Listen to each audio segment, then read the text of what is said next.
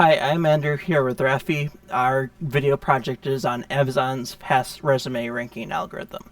For the case study, Amazon scrapped an automated resume ranking system in 2015 that they have been utilizing and building upon for years, which generated a bias against women.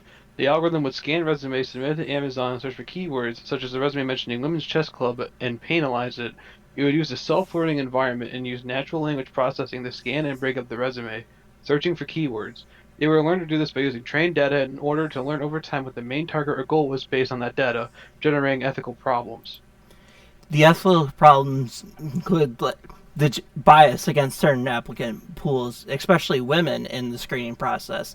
This is employment discrimination is illegal in the U.S. There's also the question of whether or not we should be using automated systems like this for hiring at all, since the system can make applicants feel like their application is never read or even considered. The stakeholders in the problem. Included Amazon and its applicants. Amazon originally created the algorithm to mechanize talent recruiting, which narrowed down their applicant pool.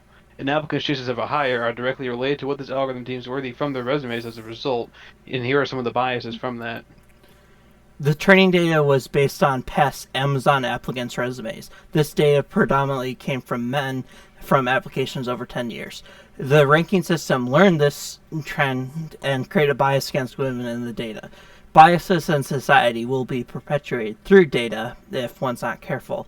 The motto of machine learning is garbage in, garbage out. And there are ways to deal with class imbalance in genders, but Amazon didn't handle it well. Now for the ethical impacts.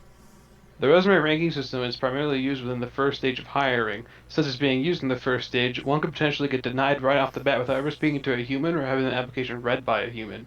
The existing bias within the algorithm also proposes a problem seeing as diversity is already an issue in the field. Increased diversity in the workforce can bring positive ethical impacts, such as assistance with public relations and help increase employee satisfaction. If the way that applicants were scored by the algorithm applied a bump to assist women in the process, it could possibly offset the existing bias. Here are some other algorithms that would try doing that.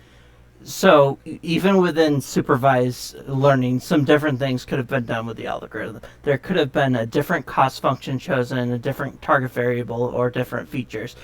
The cost function can determine whether false negatives are considered the same as false positives.